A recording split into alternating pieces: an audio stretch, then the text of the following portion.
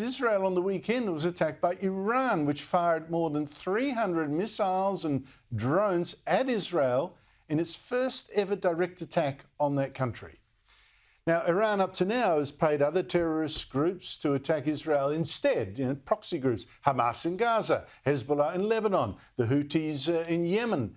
But it felt that honour this time demanded it attack Israel itself after Israel a few weeks ago assassinated a top Iranian general in Syria. In fact, a guy directing some of these terror attacks on Israel, including, says an Iranian group close to the supreme leader of Iran, the October 7 massacre of 1,200 Jews. No wonder Israel wanted him punished.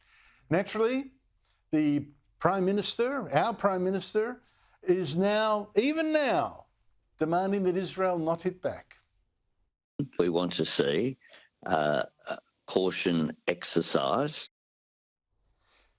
But should Israel actually hit back? I mean, it sounds so serious, 300 missiles and drones at your own country. What, are you going to just sit there and take it? How would we react to an attack like that from, I don't know, Indonesia or whatever?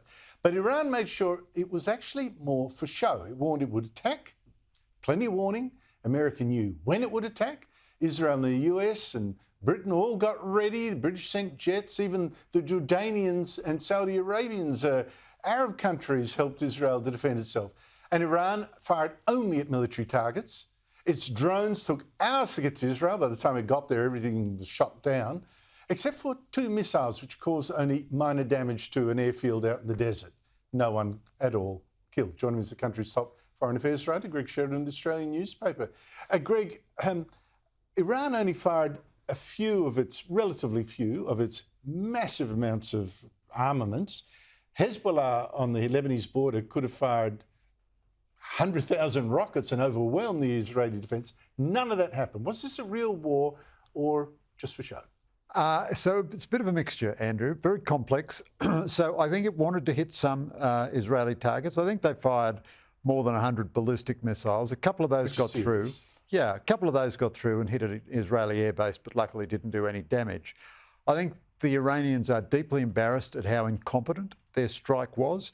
They certainly calibrated this strike. As you say, they gave everyone notice. They expected that most of the missiles would be stopped. But I'm sure they thought that some more would get through than did get through. I think they needed to show their militia groups that they themselves, the Iranians, were prepared to put some skin in the game. Also, their US deterrence of them failed. Their deterrence of the US worked. So they attacked Israel, whether, with full venomous intent or not.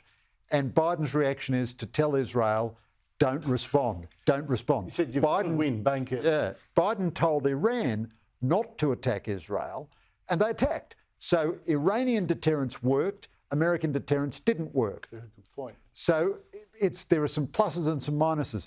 I think Israel will strike back against Iran in due course, but they're going to let Iran stew in the technical failures that it racked up for a while. They're going to let everybody in the region look at that.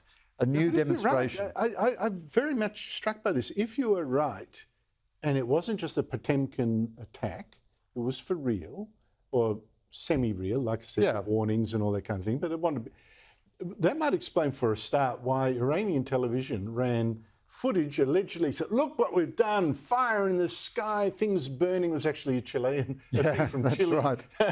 Footage that they'd pinched. What they've actually announced is how helpless they are and how good Israel's defences are.